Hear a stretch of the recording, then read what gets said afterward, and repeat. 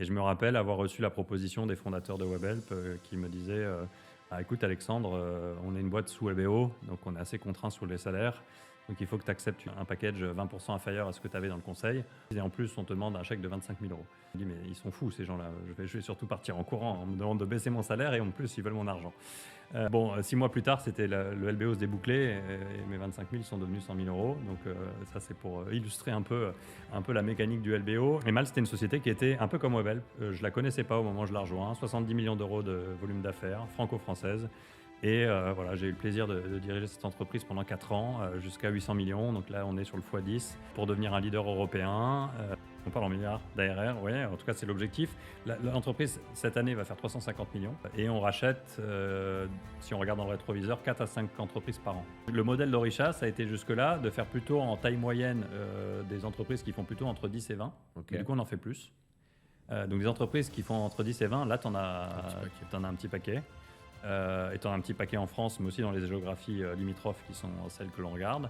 Donc moi, mon business plan, il repose sur 2 tiers pour aller au milliard, 2 tiers trouver les bonnes entreprises qu'on va réussir à bien intégrer, croissance externe, 1 tiers de croissance organique, et tout ça dans une logique d'extension géographique et avec une transformation du modèle.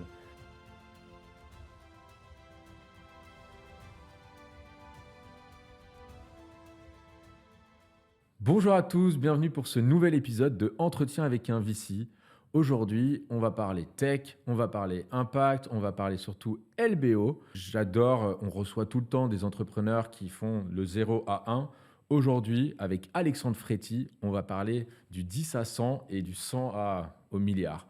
Pour cela, discuter avec Alexandre Fréty. Bonjour Alexandre. Bonjour Benjamin. Bienvenue. Merci. Alexandre est CEO de Orisha et il est business angel, c'est assez reconnu dans l'écosystème avec un certain nombre de participations. Tu peux nous dire un peu à combien t'en es là ? 23, je crois. 23 participations. Écoute, bienvenue pour ce nouvel entretien. Ce que je te propose, c'est comme à l'accoutumée, de nous présenter un petit peu qui tu es, ton parcours, et puis après, on entrera dans le vif du sujet. Eh ben merci, j'ai ravi d'être là. Écoute, moi j'ai un cursus qui est pas très original au départ. Je suis ingénieur de formation, ingénieur un peu refoulé, qui savait pas vraiment ce qu'il avait envie de faire. Alors j'ai fini dans le monde du conseil à Paris, alors que j'étais un pur produit provincial. Le conseil m'a donné envie de travailler en fait, m'a donné un peu le goût de l'effort. J'ai appris à travailler vite, bien et beaucoup. Mais la meilleure décision que j'ai prise quand j'étais encore jeune consultant, ça a été de quitter un environnement clinquant du conseil en stratégie pour rejoindre une petite entreprise qui était à la fin de son premier LBO, qui s'appelait Webhelp et qui était une boîte de contact center franco-française. Oui, qui faisait 30 millions d'euros de chiffre d'affaires, franco-français. Et à l'époque, tout mon entourage, y compris mes camarades de jeu dans le conseil, ils me prenaient pour un fou de quitter un environnement que tout le monde connaît, qui fait plutôt fureur. Une belle maison. Et pour rejoindre une boîte inconnue dans un secteur qui, sur le papier, paraît moins intéressant. Et j'ai passé 12 ans dans cette formidable aventure, 4 cycles de LBO, donc 4 actionnaires différents. J'ai été un peu grisé, je crois, j'ai pris le virus de l'hypercroissance et donc j'ai rejoint une entreprise qui faisait 30 millions d'euros de chiffre d'affaires. Je la quitte quand elle fait 1,5 milliard. À un moment donné où je me dis que c'est pour moi le moment d'être un peu plus dans le cockpit de l'avion plutôt que dans la première rangée. Et donc je cherchais, on est en 2019-2020, je cherchais un job de DG, de CEO dans la tech. C'est les belles années des levées, les belles années des VC. Donc mon projet, c'est de prendre un job de numéro 1, numéro 2 dans la tech. Et j'ai pris la direction de Malte en mai 2020, donc plein Covid. Donc j'ai aussi goûté à ce plaisir de quitter une entreprise en étant à domicile et de démarrer un job en étant dans mon salon. Donc Malte, quand j'arrive, ça fait 70 millions. Ça va bien avec Malte. Ça fait bien avec Malte, tout à fait, ça aussi. Même si le freelancing de plus en plus devient présentiel. Et Malte, c'était une société qui était un peu comme Webhelp. Je la connaissais pas au moment où je la rejoins. 70 millions d'euros de volume d'affaires, franco-française. Et voilà, j'ai eu le plaisir de diriger cette entreprise pendant 4 ans, jusqu'à 800 millions. Donc là, on est sur le x10 pour devenir un leader européen. J'ai quitté cette entreprise il y a 1 an maintenant et j'ai repris les rênes, comme tu l'as dit en préambule, d'Orisha au mois de juin de cette année. Donc après avoir démarré, on va dire, dans le private equity, d'être passé dans le monde des VC, du growth pendant 4 ans, je reviens à mes premières amours avec Orisha et à nouveau le monde du private equity. Écoute, merci pour cette présentation, cette intro. Ça nous permet de bien structurer notre échange. parce que j'aimerais qu'on revienne un petit peu aux années WebHelp. Tu as parlé de LBO. Déjà, c'est quoi le LBO pour nos auditeurs qui ne connaissent pas forcément ce terme, qui est un peu barbare, hein, puisque avec beaucoup d'anglicisme dans nos échanges. Donc, c'est quoi le LBO et est-ce que tu peux nous raconter un petit peu ce que c'est? Ouais, alors j'ai deux manières de l'expliquer. D'abord, en expliquant comment moi je l'ai vécu. Quand j'étais dans le conseil et qu'on m'a appelé pour rejoindre une boîte sous LBO, je ne connaissais pas ce mécanisme ou mal. En école d'ingénieur, tu n'es quand même pas très bien formé à l'ingénierie financière. Et je me rappelle avoir reçu la proposition des fondateurs de WebHelp qui me disaient ah, écoute Alexandre, on est une boîte sous LBO, donc on est assez contraint sur les salaires. Donc il faut que tu acceptes un package 20% inférieur à ce que tu avais dans le conseil. Bon, première mauvaise nouvelle. Et ils me disent, et en plus, on te demande un chèque de 25 000 euros. Donc 25 000 euros, je ne les avais pas. Et à ce moment-là, je me dis, mais ils sont fous, ces gens-là. Je vais surtout partir en courant. On me demande de baisser mon salaire et en plus, ils veulent mon argent. Bon, 6 mois plus tard, c'était le LBO se débouclait et mes 25 000 sont devenus 100 000 euros. Donc ça, c'est pour illustrer un peu la mécanique du LBO. Une manière de le comprendre pour le grand public, c'est un peu comme quand on achète un appartement avec crédit. C'est-à-dire qu'on n'a pas l'apport pour acheter 100% de l'appartement. On va emprunter à une banque. Si les loyers de l'appartement remboursent l'emprunt, bah à la fin, on est propriétaire de la totalité de l'appartement. Donc le principe d'un Sauf que c'est LBO, pas sur 25 ans, sauf ni que c'est sur 20 ans. alors sur le principe d'un LBO, c'est de faire comme l'appartement, mais en modèle extrêmement condensé. Donc plutôt des cycles de 4-5 ans. Et si on peut l'illustrer avec des chiffres simples, demain tu rachètes une entreprise 100, mais tu la rachètes avec 50 de dettes. Donc toi, en fait, tu mets que 50 au travail. Et les 50 de dettes, c'est l'entreprise derrière qui va le rembourser. Donc au bout de 4-5 ans, même si l'entreprise n'a pas changé de valeur, c'est-à-dire elle vaut toujours 100, ben toi tu seras propriétaire de 100 et non plus de 50. Donc en fait, on appelle LBO pour leverage buyout. C'est un principe de dire la création de valeur, elle est démultipliée par un effet de levier qui est lié à l'emprunt bancaire qui est réalisé par l'entreprise et qui est remboursé par l'entreprise elle-même. Donc c'est pour ça que ce sont des modèles très créateurs de valeur et aussi très risqués, parce qu'un LBO, ça peut se planter. Si on ne rembourse pas ses créanciers, les créanciers peuvent devenir propriétaires de la boîte. Et il y a eu quelques histoires comme ça, assez connues en France notamment.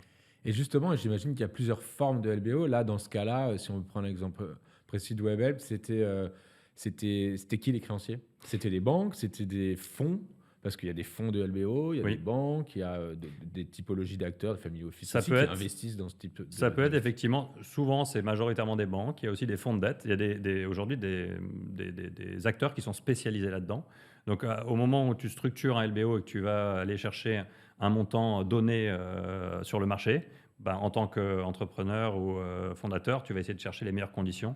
Donc tu benchmarks et tu essaies d'avoir les taux. C'est comme pour l'appartement. Tu prends meilleurtaux.com ou n'importe qui et tu essaies d'avoir les taux, sauf que c'est plus structuré et plus massif. Mais c'est la même logique pour avoir les conditions d'emprunt les plus favorables qui te permettent aussi potentiellement de renégocier dans le temps et de t'assurer, parce que tout l'enjeu d'un LBO réussi, c'est de prendre une part de risque, c'est-à-dire j'emprunte le plus possible, c'est comme ça que je démultiplie ma valeur. Mais si j'emprunte trop, je dois rembourser beaucoup et donc j'ai beaucoup de pression sur le niveau de profitabilité de mon entreprise. Donc là, c'est sur 4-5 ans, c'est ça que tu disais. En général, un cycle de LBO traditionnel d'un fonds de private equity, c'est cet horizon de temps-là qui est attendu. Et pourquoi on t'a demandé des sous?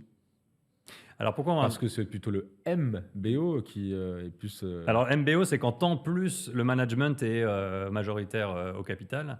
Dans un LBO, la mécanique, c'est pour ça que c'est très différent. On parle dans ton podcast souvent du monde des VC que j'ai connu aussi, où on demande à des collaborateurs, on leur donne des BSPCE. Ouais. Mais un BSPCE, et je l'ai vécu en passant de WebHelp à Malte, c'est super, mais c'est intangible. On sait que parfois, il n'y a pas d'outcome à la fin. Et il n'y a pas ce qu'appellent les anglo-saxons, appellent, ce que moi m'est cher aussi pour aligner les intérêts, du skin in the game. Donc dans un LBO, comme tout le monde prend une part de risque, ce qu'on demande aux collaborateurs clés, c'est de pouvoir mettre un peu de skin in the game pour aligner les intérêts de tout le monde. C'est-à-dire que si le fonds gagne, les salariés gagnent, et les salariés gagnent avec un effet démultiplicateur eux aussi. Les fonds, leur enjeu, c'est de réussir leur x2, x2,5, x3. S'ils réussissent x2, x2,5, x3, ils rétribuent une partie de la valeur aux salariés. Donc le salarié joue exactement avec les mêmes objectifs que le fonds. Et le fait de mettre de l'argent, ça crée en fait un projet collectif commun. Avec beaucoup plus d'engagement. Avec beaucoup plus d'engagement et aussi quelque chose que j'ai perçu très vite chez WebHelp, c'est-à-dire que les gens qui rejoignent le projet, ils rejoignent le projet pour la vision à 4 ans. Ils ne rejoignent pas le projet pour leur bonus de la fin de l'année. Donc ça aligne l'ensemble des key managers sur l'objectif. Et c'est quelque chose qui se qui se restreint au management, généralement au key people. C'est comme ça que ça se passe. Ça va plus loin. Comment tu perçois la chose? Et même, tu l'as vécu à plusieurs reprises, hein, 4 fois, tu Oui, disais sur Webex. oui. Est-ce que c'était 4 fois la même chose? Non, du tout. Alors, déjà, c'est pas 4 fois la même chose parce que c'est pas les mêmes types de fonds. Au début, D'accord. c'est des fonds small cap, on pourrait y revenir, mid cap, puis après des gros américains. Donc déjà, tu n'as pas les mêmes interlocuteurs en face. Ensuite, sur la partie partage de la valeur, au premier LBO, on était 10. Au dernier, on était 300. Donc en fait, la volonté qu'on a eue dans l'équipe de management team, c'est justement d'associer le plus possible de managers. Parce qu'au bout d'un moment, quand tu es une boîte qui faisait à la fin 100 000 personnes, voilà, les gens qui créent de la valeur, il y en a beaucoup.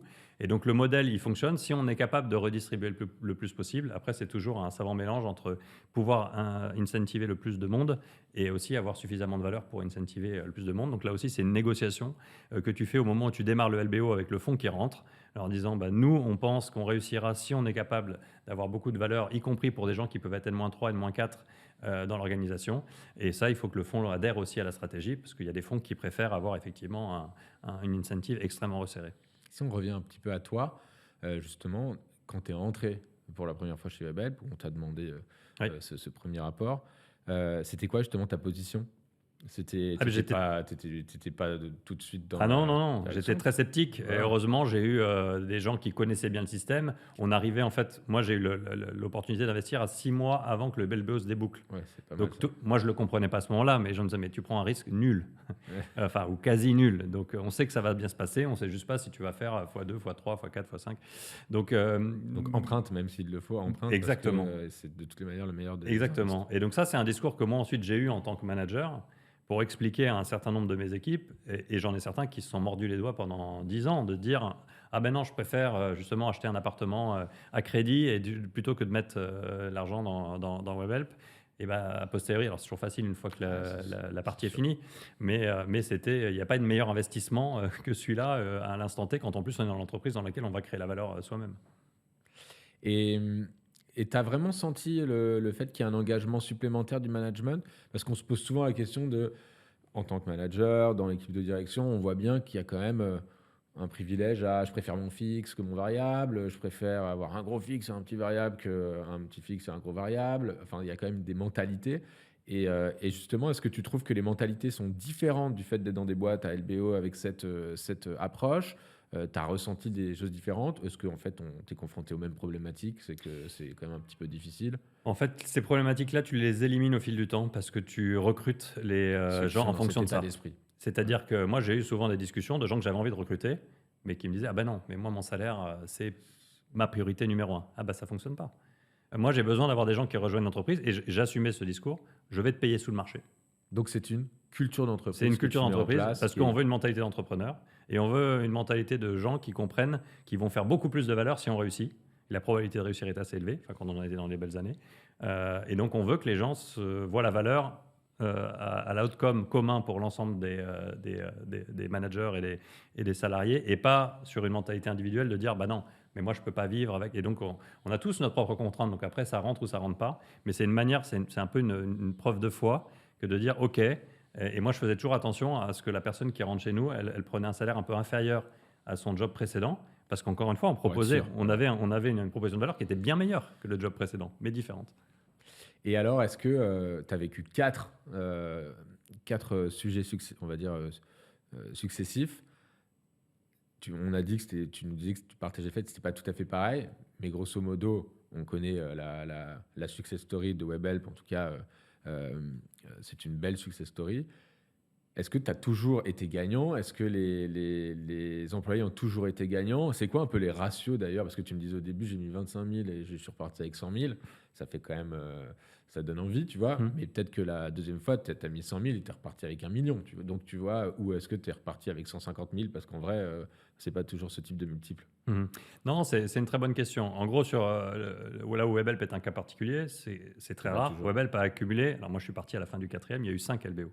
Donc Webhelp a été successful sur 5 LBO de suite. Ça veut dire que les 5 se sont bien passés puisqu'à chaque fois, il y a eu un exit avec l'outcome attendu de l'actionnaire. L'outcome, quand on dit un LBO réussi, c'est globalement, tu réussis à revendre au moins 2 fois la valeur du précédent. Ouais. Et un modèle de LBO, c'est de dire, si j'essaie de donner des chiffres pour les gens qui nous écoutent, c'est de dire que quand le fonds fait x2, il faut que le management puisse faire au moins x4, donc 2 fois le multiple du fonds. Donc à partir du moment où, comme nos fonds respectifs ont toujours fait au moins x2, tu peux en conclure qu'à chaque fois qu'un salarié de Webhelp a mis 1 euro au travail, il en a récupéré au moins 4 sur un cycle de 4 ans. Et donc après, là où on package le dispositif, c'est que la capacité à investir n'est pas la même suivant ton histoire, suivant ton job et suivant les gains précédents que tu as faits. Donc l'enjeu, il est aussi de pouvoir faire monter petit à petit au capital les gens qui ont l'histoire derrière eux et de pouvoir aussi intéresser des gens qui rejoignent l'entreprise et qui n'ont pas forcément de patrimoine de côté, avec le choix personnel qui est de est-ce que je suis prêt à emprunter un peu d'argent parce que je suis convaincu que ça va fonctionner ou pas. Plutôt que de le mettre dans mon premier appart. Exactement. Et alors, cette histoire, elle dure plus d'une dizaine d'années. Oui. Tu gravis les échelons. Ouais. Tu en arrives jusqu'à être un des dirigeants. Concrètement, pourquoi tu pars et qu'est-ce que tu faisais? C'est quoi ton day-to-day à la fin chez Webhelp? Parce que tu es parti avec combien de personnes? Mon dernier job, c'était d'être managing director sur toute la partie Europe-Afrique. Je manageais à peu près 20 000 personnes. Bon, c'est du call center, donc ça évite beaucoup de personnes pour un chiffre d'affaires qui faisait à peu près 500 millions d'euros. C'est la première région du groupe. Je suis parti pour plusieurs raisons. La première, c'est qu'on arrivait un peu dans un stade de pure gestion plutôt qu'un stade de développement. Donc le quotidien, on va dire, avait un peu moins de nouveautés d'une année sur l'autre. Le deuxième élément, c'est que, je l'ai dit tout à l'heure, mais un cycle de LBO, quand on est un manager clé, philosophiquement, on s'engage pour 4-5 ans. Et après, Donc on est parti. Donc là, c'est un choix. En 2020, j'ai un choix fondamental de dire soit je pars maintenant, soit je repars pour 4-5 ans, jusqu'à l'exit, la fin du 5e LBO et la vente à un acteur américain. Et l'élément le plus important, c'était ma petite musique interne qui me faisait sentir que je me sentais prêt pour prendre un job de numéro 1. Et que chez Webhelp, ça n'allait pas arriver demain matin et que donc c'était le bon moment pour potentiellement, en tout cas, chercher à l'extérieur. En 2017, j'avais aussi fait un executive MBA à Stanford et c'est un moment d'introspection assez fort. Tu te retrouves avec 44 nationalités différentes sur le campus de Stanford. Donc le premier jour où je suis arrivé là-bas, ils m'ont dit une personne sur 2 qui fait ce processus change quelque chose dans sa vie, voire plusieurs choses dans sa vie. Bon, moi, voilà, ça avait abouti au fait que j'allais chercher un nouvelle aventure professionnelle. Et c'est le moment où j'ai vraiment factualisé que je me sentais crédible dans une fonction de numéro 1, alors que jusqu'alors, je m'étais jamais imaginé qu'un jour je serais CEO et c'était pas non plus quelque chose qui me faisait spécialement rêver. Je me pose toujours la question de comment ça se passe. Là, plus d'un point de vue managérial, le management, toi, tu es l'ingénieur, tu t'entends dans une aventure, justement, tu sors du consulting, tu arrives dans une boîte qui grossit de plus en plus, où tu as de plus en plus de responsabilités, mais aussi de plus en plus de people à gérer. Concrètement, ça se passe comment, la réalité des choses? Parce que on se dit souvent, mais 100 personnes, je ne vais pas gérer 100 personnes, je ne vais pas connaître leur prénom, même à chacune des 100 personnes potentiellement. Ou si, c'est quoi ta typologie de management? 20 000, là, c'est à peu près sûr que tu ne les connais pas. Mais du coup, comment ça se passe? Comment tu vis la chose? Et c'est quoi les degrés les évolutions? Est-ce que c'est toujours pareil? Je posais la question à Olivier Brouhan il n'y a pas très longtemps. Il me disait, tu sais, moi, je prends je pilote avec 15 super managers et puis c'est eux qui vont gérer et c'est en grappe. Je fais oui, mais il me dit aussi qu'il participe à presque tous les entretiens d'embauche finaux de tout le management et il commence à être 2-3 000, ça commence à faire beaucoup. Toi, comment tu as vécu cette aventure? C'est une vraie aventure managériale. Exactement. Alors l'avantage, je ne vais pas dire que c'est plus facile dans la manière dont moi je l'ai vécu parce que j'ai grandi avec l'entreprise. C'est-à-dire que l'entreprise, elle a grandi en dessous de moi. Moi, sans changer de job, finalement, mon job devenait un job plus massif en tant que management parce qu'on avait de la croissance, qu'on rachetait des entreprises et que finalement, à chaque cycle aussi, c'est ça l'intérêt du LBO. Finalement, 4 ans, c'est un cycle intéressant parce que c'est un cycle. Et voilà, il y a des nouveaux objectifs. On a fait 2 cycles pour prendre un leadership français, le 3e, un leadership européen, le 4e, on devenait mondial. Donc déjà, tu n'es pas dans le même mindset et dans le même type de réflexion. Après, si ta question, c'est plus précisément moi en tant que dirigeant, et Olivier, que je connais bien, je partage en partie ce qu'il t'a dit, c'est-à-dire que le plus important, là où je passe le plus de temps, je considère que mon premier job, c'est de m'entourer des meilleurs et de les faire bosser ensemble. Et souvent, s'entourer des meilleurs, tout le monde le dit, mais on oublie un peu que le plus difficile, c'est de les faire bosser ensemble. Donc de créer une équipe. Donc tous ces sujets autour de la culture d'entreprise, la capacité à créer un collectif autour de toi dont tu as confiance, qui a confiance les uns en les autres, ça c'est quelque chose qui est assez complexe et qui prend du temps. Surtout que par essence, ils sont tous hyper ambitieux avec les dents qui raillent le Bien entendu. portrait parce que ils sont là dans les belles aventures et ils veulent rejoindre une équipe gagnante. Et du coup, c'est encore plus difficile parce que c'est des personnalités qui sont pas forcément hyper complémentaires. Tout à fait, mais c'est là aussi où il faut faire le filtre. C'est-à-dire que dans l'expérience Webhelp qu'on avait, si je reprends le Webhelp du tout début, où on était une petite équipe, ben, finalement la petite équipe très resserrée, elle est restée quasiment, certains plus longtemps que moi même. Mais il y avait une osmose entre nous, il y avait une volonté d'accomplir quelque chose de plus grand que nous-mêmes. Et donc, il y a eu à des moments donnés des frottements, des sujets d'ego, de choix de personnes. Mais voilà, tu privilégies, on entend ça dans le sport souvent, mais c'est une réalité, tu privilégies l'institution à l'individu.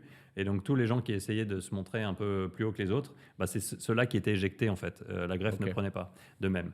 Et après, pour revenir sur ta question de comment tu fais quand tu as 20 000 personnes, bah, je pense que c'est un mix d'être sur des sujets très hauts sur le cadre et très profonds. Et un peu moins au milieu. C'est-à-dire que moi, je passe toujours beaucoup de temps pour aller discuter avec la frontline, c'est-à-dire les gens les plus éloignés de moi dans l'organisation, pour prendre du feedback direct et échapper un peu toutes les couches de management. C'est comme ça que tu sens vraiment ce qui se passe dans ton entreprise avec des gens qui te parlent vrai. Donc d'essayer d'avoir des truth tellers autour de toi, c'est aussi clé, de t'entourer dans ton premier cercle des gens qui vont pas te dire ce que tu as envie d'entendre. Moi, j'ai été marqué quand j'étais chez Webhelp, mes clients, c'était des clients du CAC 40. J'étais marqué par, et je ne dis pas qu'ils sont tous comme ça, mais par le syndrome Louis XIV. C'est-à-dire, tu discutes, tu te retrouves en meeting avec un membre du COMEX, une boîte du CAC 40, et tu vois tout l'aréopage autour qui sont là, qui attendent que le patron Et donc là, moi, ça m'a marqué au fer rouge. Je n'ai pas envie d'être un patron comme ça, où en fait, autour de moi, j'ai des gens qui me disent que je fais c'est bien. On peut le dire. Voilà, et voilà, exactement. Et donc ça se travaille. Donc ça veut dire que tu valorises les gens qui te font des feedbacks réels. Si je fais ce podcast et que derrière j'ai des collaborateurs qui me disent c'est super alors que j'ai dit une grosse bêtise, bon, j'essaie d'avoir la lucidité de m'en rendre compte et d'aller chercher la critique. Justement, si on fait même un bond, on y reviendra, mais chez Malte, puis aujourd'hui chez Orisha, c'est quoi ta première prise de poste, tu vois, en tant que manager? Tu me parlais tu vas t'entourer des meilleurs. Du coup, c'est très dur parce que tu as ta vision, tu veux imposer ta culture d'entreprise. Est-ce que déjà tu veux imposer ta culture d'entreprise ou tu dois intégrer une culture d'entreprise dans laquelle tu dois voilà, t'intégrer également? Tu vois, parce qu'il y a des entreprises qui ont des cultures fortes. Oui. Est-ce qu'on te fait venir en tant que dirigeant pour mettre un gros coup de pied dans la fourmilière et changer cette culture ou au contraire, tu dois t'adapter? En fait, c'est un savant mélange. Parce que quand tu arrives, j'arrive, moi, Webhelp, culture très forte, j'arrive chez Malte, qui a une culture très forte aussi. Donc, ce qui est en fait la clé du succès, c'est à la fois surtout par rogner l'histoire, l'ADN, ce qui a fait le succès de l'entreprise que tu rejoins dans son passé, et donc de garder ça pour l'avenir parce que ça doit continuer d'être une force, et en même temps, il faut la faire évoluer parce que ce qui a fait le succès passé ne fera pas le succès futur. Donc, ça passe par beaucoup d'observations. Un temps, moi, je prends 2 mois pour aller faire le tour des équipes. J'ai fait ça chez Malte, ça chez Orisha, pour collecter un maximum d'insights, comprendre vraiment l'entreprise, comprendre aussi les points de faiblesse. Chez Malte, assez rapidement, je me suis rendu compte que c'était une entreprise qui démarrait en Europe et qui, en Espagne et en Allemagne, répliquait les recettes françaises avec des exécutants un peu localement et qui me disaient, en fait, on ne peut pas signer de contrat parce qu'on n'a pas le bon cadre juridique, on n'a pas la bonne offre. Donc, j'ai fait un peu cet audit qui permettait déjà de repositionner un peu l'offre, repositionner ce qu'était l'entreprise. Et après, une fois que tu as ça et que tu as compris de quoi tu avais besoin comme talent autour de toi, tu peux commencer à travailler sur la culture d'entreprise. Et donc, j'ai eu la chance, par 3 fois, d'être dans une entreprise dans laquelle on a vraiment refondu la culture. Donc chez Webhelp, on l'a fait 2 fois. Chez Malte, on l'a fait juste après mon arrivée parce que pour moi, c'était important. On était une boîte franco-française, plutôt SMB, qui s'occupait des freelance tech. On voulait devenir une boîte européenne, plutôt grand compte, qui adresse l'ensemble des typologies de freelance. Il fallait changer complètement le logiciel de l'entreprise. Chez Orisha, de la même manière, moi, c'est un modèle de build-up. J'arrive dans une entreprise qui a une culture faible parce que la culture, c'est la culture des boîtes rachetées. Donc un cas encore différent. Et justement, continuons avec le parcours Malte, parce que c'est vraiment, c'est pas rien quand tu les rejoins. Ça fait, je crois, 10 millions d'euros ou non 70 de volume d'affaires et moins de 10 de revenus. Ouais, voilà, et quand tu pars, c'est à peu près 10 fois, 10 fois ces montants. C'est quoi un peu déjà, c'est aussi financé par des ventures là, pour le coup, donc c'est une culture différente de financement aussi. Donc là, j'imagine que tu n'arrives pas avec le mode LBO. Non, Donc tu ne peux pas instaurer cette culture du LBO que non. tu as vécu, qui donc une euh, euh, nouveauté pour toi.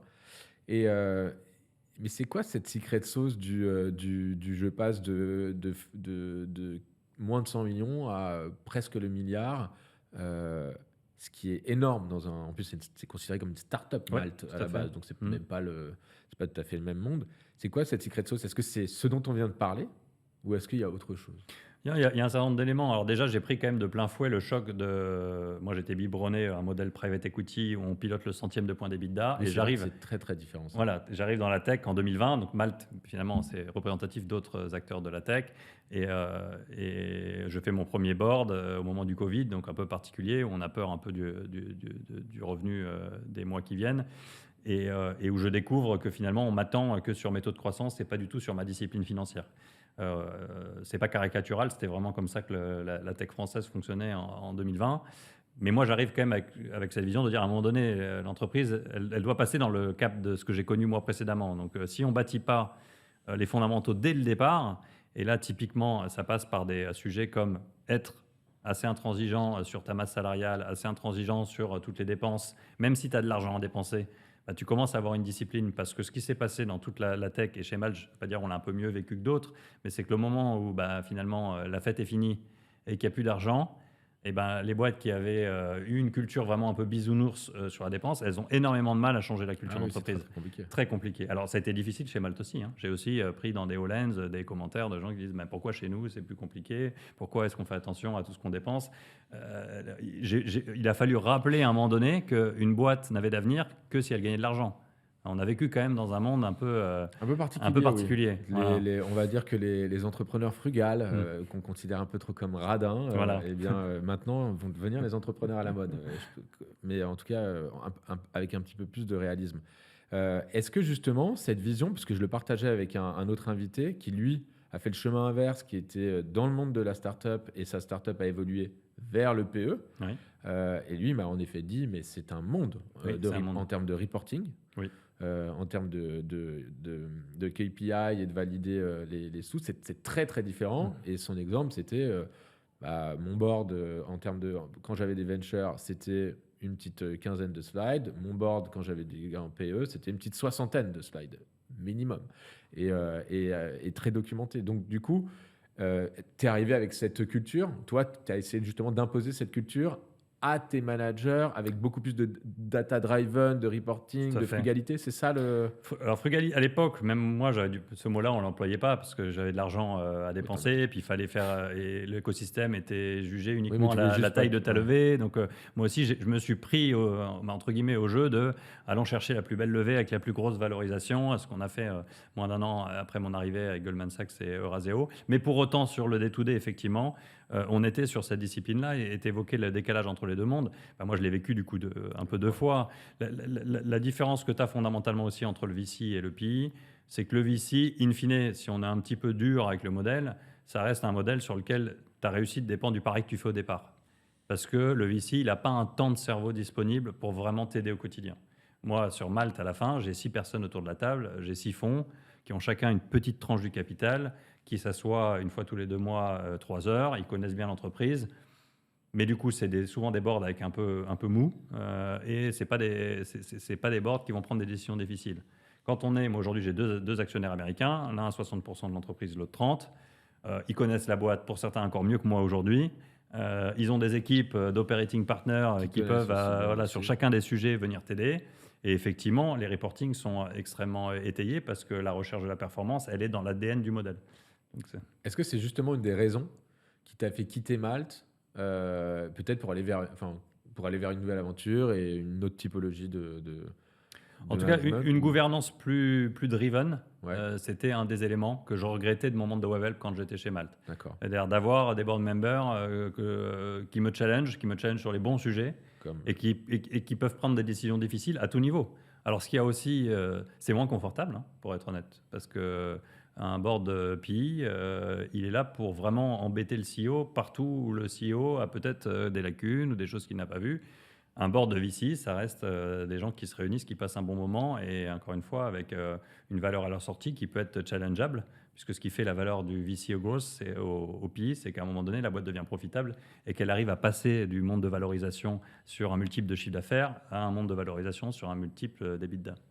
Mais avec une telle culture d'entreprise et une telle culture financière, t'es business angels, t'es investi dans plein de startups.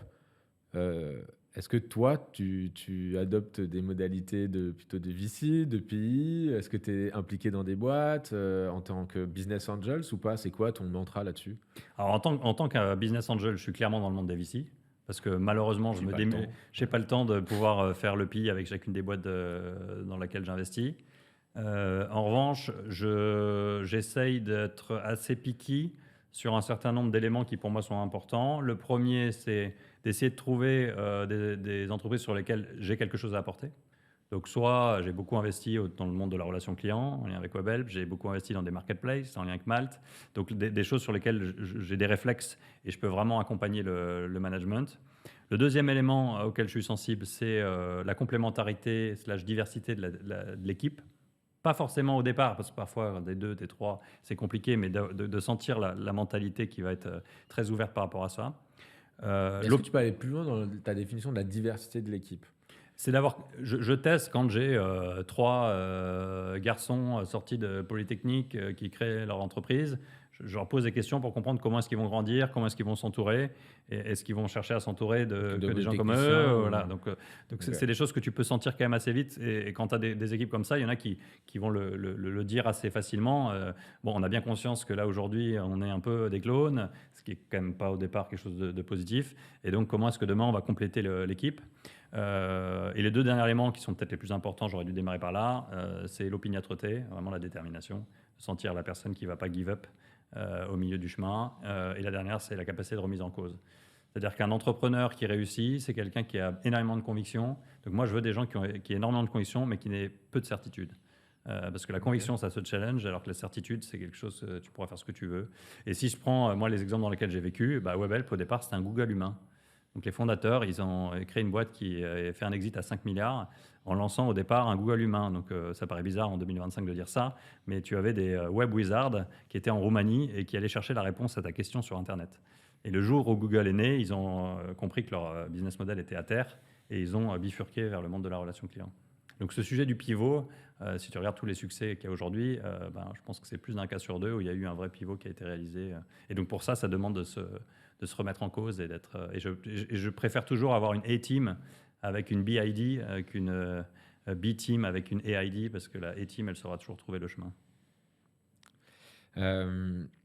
Très bien. Et si on revient un petit peu à Malte, dans le cadre de cette fameuse secret sauce, pour être sûr de bien comprendre, il y a la culture d'entreprise que tu as mis en place, mais il y a quoi d'autre? En fait, il y a. Parce que 10 fois, c'est quand Voilà. même vraiment beaucoup. Oui. C'est-à-dire que là, ça commence à être une carte de visite où ça y est, j'ai envie de faire venir, tu vois, Alexandre directement et de faire OK.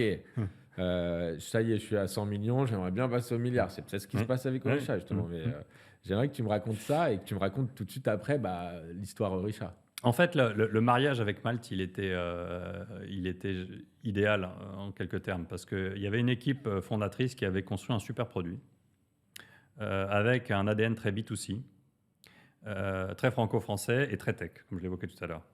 Et l'entreprise, venait de comprendre, le board avait compris 1 an avant mon arrivée, que la boîte pouvait hyperscaler, donc faire l'histoire qu'on a finalement écrite, si elle savait bifurquer de cet ADN français tech B2C vers un ADN plus B2B, parce que Malte, c'est une marketplace qui met donc en relation des talents et des entreprises. Et quand j'arrive, 80% du chiffre d'affaires, c'est les SMB, les clients, c'est des petites boîtes qui font appel à des freelances. Il n'y a pas de répétitivité du business, donc tu ne crées pas de scalabilité. Et donc moi, j'arrive avec le plan qui consiste à dire, Alexandre, il faut que tu fasses passer cette entreprise d'un modèle qui fonctionne bien sur le SMB, mais qui génère assez peu de croissance parce que très volatile, à un modèle dans lequel on va devenir le partenaire préféré des entreprises type CAC 40, DAX, Alors le etc. Big Four, mais version freelance. Exactement, exactement. Et donc, du coup, c'est là où était un peu, tu me demandes la secret sauce, c'est d'avoir compris qu'est-ce qui faisait qu'aujourd'hui, il y avait des limites. Et il y en avait beaucoup. il n'y avait pas le bon pitch commercial, il n'y avait pas le bon cadre juridique, je l'évoquais tout à l'heure, il n'y avait pas la bonne agressivité commerciale des équipes du commerce, parce que comme on était une boîte avec une culture produit très forte, bah, dans une boîte avec une culture produit très forte, tu considères que c'est ton produit qui doit tout faire. Mais dans un univers dans lequel tu es en compétition avec des gens que tu as cités, des boîtes de l'intérim, des concurrents qui sont très people intensive, bah, il faut réussir à avoir le meilleur des deux mondes, c'est-à-dire le meilleur de la technologie, mais aussi le meilleur du go-to-market à l'état de l'art. Donc j'ai passé, moi, mes 3 premiers mois à vraiment refondre le go-to-market de l'entreprise. Et j'ai fait le choix, en arrivant, qui était un choix audacieux, qui s'est avéré payant, c'est que j'ai décidé de recruter une CMO et de garder le commerce en direct. J'ai dit pendant 3 mois, je vais prendre le commerce moi en direct et ça va être 80% de mon temps parce que c'est comme ça que je vais bien sentir, je vais parler aux clients, je vais être frontline et je vais comprendre qu'est-ce qui fait que la mayonnaise ne prend pas à la bonne vitesse. Donc je me suis délesté, on va dire, des sujets marketing en recrutant une CMO, Ségolène, qui était super, qui sortait de Talentsoft, donc avec une vraie expertise une CMO qui arrivait du B2B grand compte. Et moi, j'ai compris le commerce en allant aussi en Espagne, en Allemagne. Et une fois que j'avais fait cet audit-là, d'ailleurs, j'ai dit, OK, il faut qu'on staffe, il faut qu'on mette des gens de meilleur niveau dans l'organisation commerciale, parce que le key persona, quand tu es mal pour réussir à signer un contrat cadre, c'est soit le directeur des achats, soit le directeur des ressources humaines, soit parfois le CEO. Et donc, tu fais pas ça avec des gens qui ont peu d'expérience. Et donc, il faut avoir des gens. Donc, on a recruté des gens qui venaient de Capgemini, de ce type d'organisation, pour vraiment avoir de cocher la case de relationnel grand compte. J'ai factualisé finalement que Malte, le succès, Malte, certes, c'est une marketplace et on parlait beaucoup de Airbnb quand je suis arrivé en disant on est le Airbnb des freelances. J'ai dit non, Malte, c'est un tiers de Airbnb, un tiers de Salesforce parce que j'ai un produit et c'est un tiers d'Accenture. Accenture au sens je sais manager la relation grand compte et faire du commerce à haut niveau. Ok. Et donc on a repackagé une boîte qui était un peu le Airbnb des freelances sur le SMB à ce un tiers, un tiers, un tiers. Et une fois que le product market fit était bon, là on a accéléré, on a exécuté et le x10 est venu de là. Au milieu du chemin, il y a quand même eu une croissance externe. Donc le x10 a été x9 sans la croissance externe. Ouais. Mais voilà, on a pu allumer ce feu-là. Et donc, toi, tu n'es pas le type de personnalité ou même d'investisseur à être product first, bien au En tout cas, contraire, j'ai vécu. C'est un savant mix entre Ouais. il y a le product first, mais il y a encore de beaux jours devant pour les biz dev. En tout cas, moi, j'ai un ADN profondément client. Tu viens de la relation. Voilà, je viens de la. Donc moi, c'est ça parfois qui me choque dans des modèles trop produits. C'est de dire. Parce que parfois, il y avait ça dans le monde de la tech française. Non, mais attention, si on rajoute des people pour faire du commerce, on ne sera plus vu comme une boîte tech ou une boîte product. Mais le client, il n'en veut pas du pur produit. Donc, qu'est-ce qu'on fait? Et pour autant, on peut avoir des super economics avec une équipe commerciale de premier niveau. Donc, on a réussi on va dire, à avoir le meilleur des deux mondes et pouvoir exécuter ensuite l'histoire que tu mentionnais. Et alors, maintenant, tu rejoins Orisha. Comment ça se passe? Pourquoi on vient te chercher? Qu'est-ce qui se passe? Comment ça se profile? Et surtout, il y a quand même encore un différentiel, c'est que là, de ce que je comprends, l'ambition, elle est vraiment affichée. Oui, on est dans le monde du Je ne sais pays. pas si elle était affichée comme ça pour Malte, mais en tout cas, là, elle est très affichée. Quand je suis arrivé chez Malte, j'avais fait rire les salariés parce que j'avais fait une première interview au bout de 2 mois et j'avais dit on fera 1 milliard en 2025.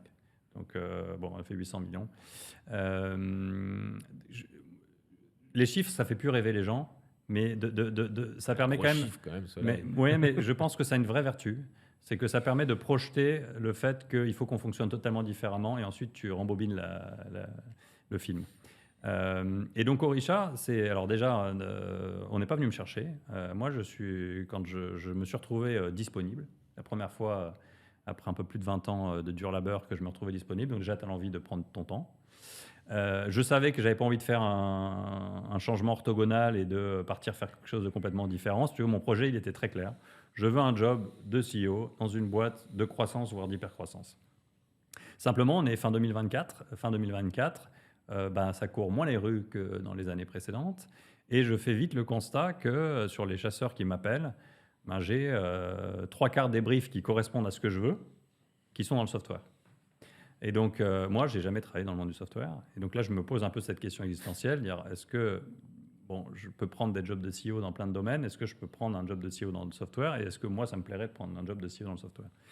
Et là, je me suis un peu mis un petit coup de pied aux fesses pour me dire, je ne peux pas m'éliminer ce marché qui représente peut-être 3/4 de mon marché.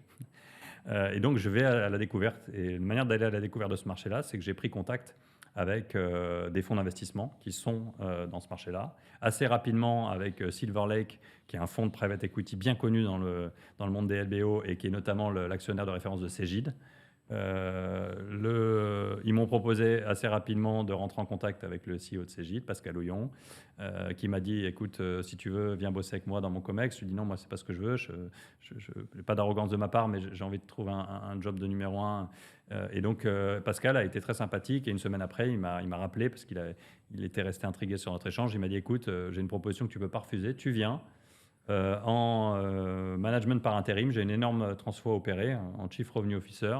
Tu es un freelance, c'est le métier que tu as vendu pendant 4 ans. Donc je trouve un côté un peu sympa après 4 ans de Malte d'exercer la fonction de freelance, de découvrir du coup le software dans une boîte at scale, Cegid, qui est quand même un bel environnement. Et du coup, je me suis fait un peu les armes. Et dans la même période, j'ai pris un café avec Bain Capital, donc un autre fonds d'investissement. Ouais, je te fais long story short, mais au bout d'une heure de café, la personne de Bain Capital me dit, écoute, moi à ta place, j'irai toquer à la porte d'Orisha. Donc on est à 1 an et je dis c'est quoi Orisha? Ouais, bah oui. Ouais. C'est quoi Et Orisha? il me dit comment ça tu connais pas Orisha? Histoire incroyable. Voilà. Et je lui dis pourquoi tu me parles d'Orisha? C'est pas une de tes boîtes. Il me dit bah, j'aurais bien aimé que c'eût été une de mes boîtes. Il était dans la compétition du précédent LBO qu'il a perdu contre Francisco Partners, mais du coup il connaissait bien l'environnement et il m'a dit c'est pas impossible qu'il y ait un changement de gouvernance dans le cycle à venir. Et donc sur la base de cette information-là, j'ai écrit à Francisco Partners sur LinkedIn en disant coucou, moi c'est Alexandre. À ce moment-là, j'étais à 10 millions de m'imaginer qu'à la fin je serais ici pour te parler d'Orisha. Je l'ai fait plutôt dans une optique, je continue de rencontrer du monde. Mais donc voilà, j'avais mis la pièce et ça arrive. Et ça arrive. Ça arrive. Et donc on a pris un café à Paris. Ils m'ont dit il n'y a pas de job, mais va rencontrer le CEO. Et en fait, voilà, de fil en aiguille, 6 mois plus tard, on a fait affaire. J'ai découvert ce projet qui correspondait exactement à ce que je voulais faire. Une boîte déjà at scale, valorisée 2 milliards l'année dernière, qui continue de faire beaucoup de croissance externe, qui veut devenir un leader européen et qui permet, moi, de faire un peu un mix, finalement, de mes expériences WebHelp, LBO, Malte, Tretech, et Orisha, c'est un peu la combinaison de ces deux mondes. Et là, justement, c'est quoi Là, tu viens de prendre ta prise de fonction. Enfin, ça fait combien de temps? 6 mois. 6 mois. Donc c'est quand même déjà un petit peu, mais un petit peu ancré. Mais du coup, c'était quoi j'aime bien demander même à n'importe quel nouveau collaborateur, c'est quoi ta fiche de tes 100 premiers jours? Et ensuite, toi, c'est quoi ta roadmap en fait? Parce que tu viens de nous expliquer que c'est sur 4-5 ans puisque ça vient de prendre un LBO. Là, tu viens de le prendre entre-temps, c'est ça? Parce qu'il y a eu un changement. À 6 mois. Il avait 6 mois, du coup. Ouais. Donc, il te reste au moins 4-5 ans, enfin 4 ans à vivre d'engagement, si tu veux, si tout se passe bien. C'est quoi la feuille de route? Là, parce que quand on échangeait un petit peu en off, on parle de milliards, on parle en milliards là. On parle en milliards d'ARR, oui, en tout cas c'est l'objectif. L'entreprise, cette année, va faire 350 millions. Et on rachète, si on regarde dans le rétroviseur, 4 à 5 entreprises par an. Donc on a un plan qui est assez facile à comprendre. Mais il y a beaucoup d'entreprises qui font le 100 millions d'ARR à intégrer. Non, mais c'est pour ça que le modèle d'Orisha, ça a été jusque-là de faire plutôt en taille moyenne des entreprises qui font plutôt entre 10 et 20. Okay. Du coup, on en fait plus.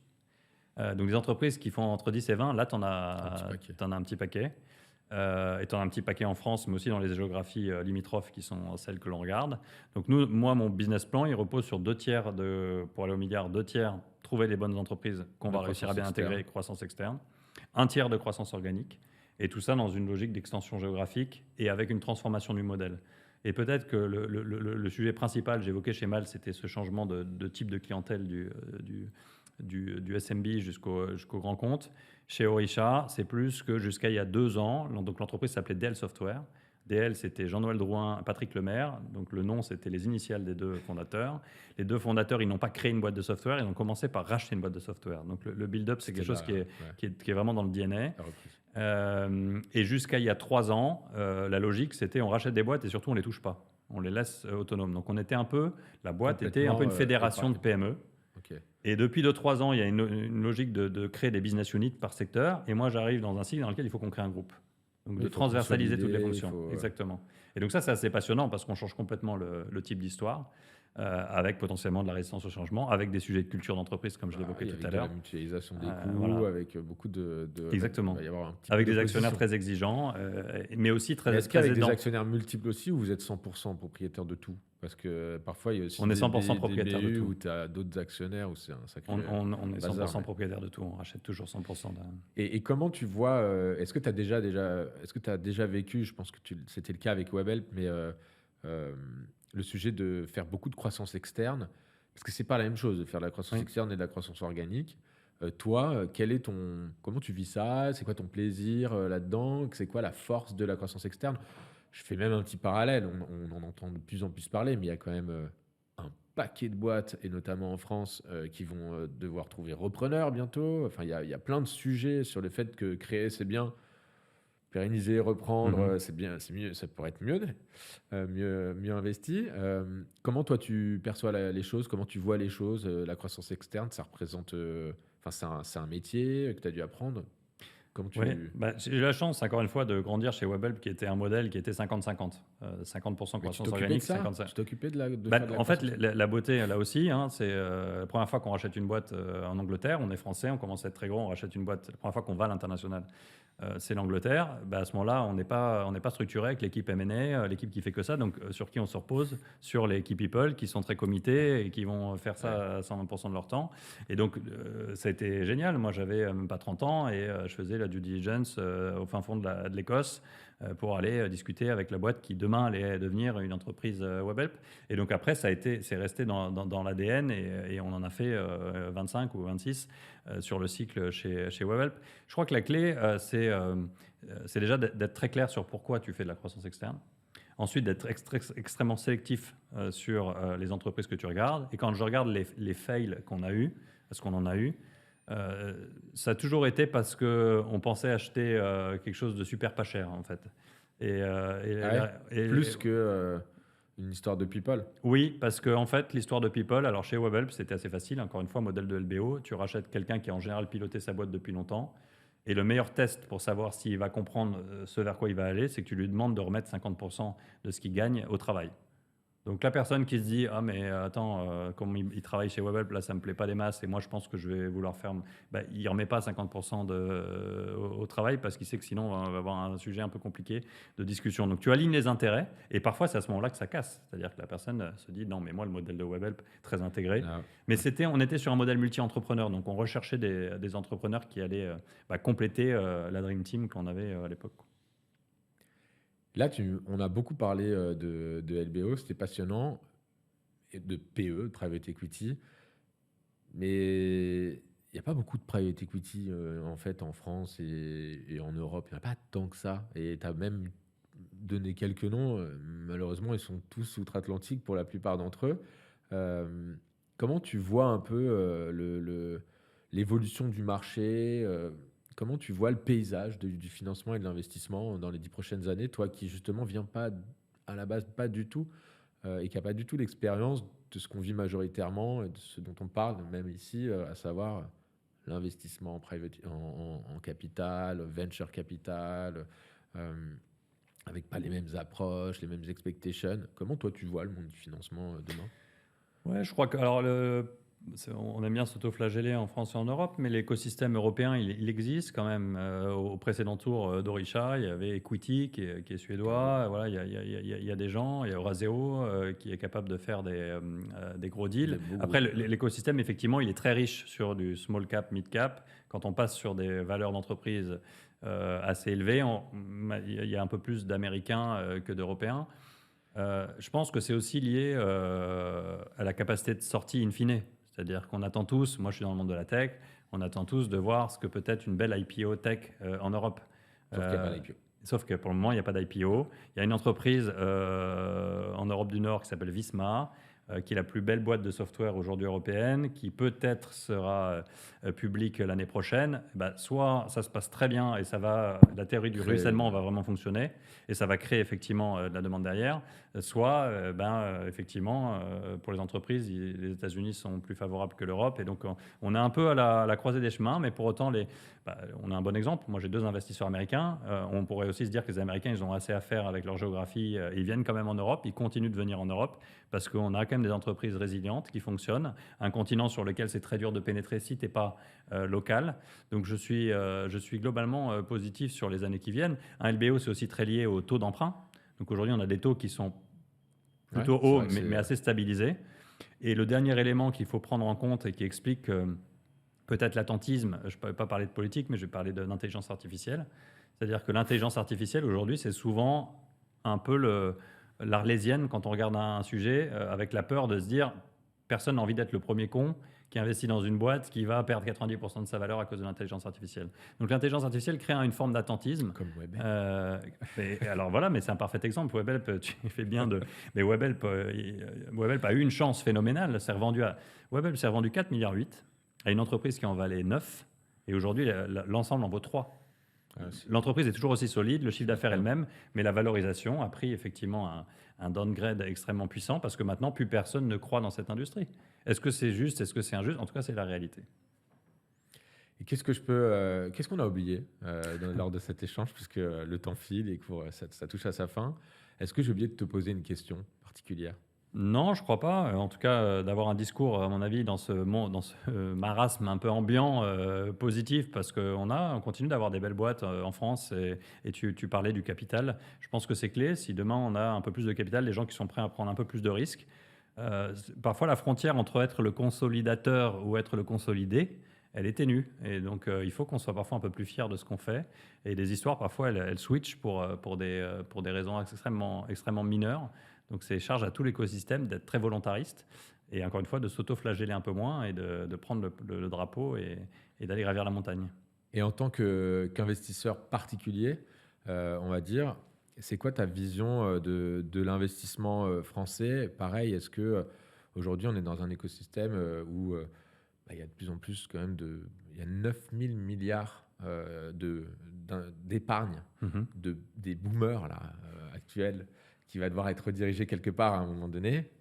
C'est quoi ta vision? Il faut qu'ils mettent où leur argent? Mais alors moi, si on fait là aussi un retour arrière sur mon rôle d'investisseur, donc moi j'ai démarré il y a à peu près 13-14 ans.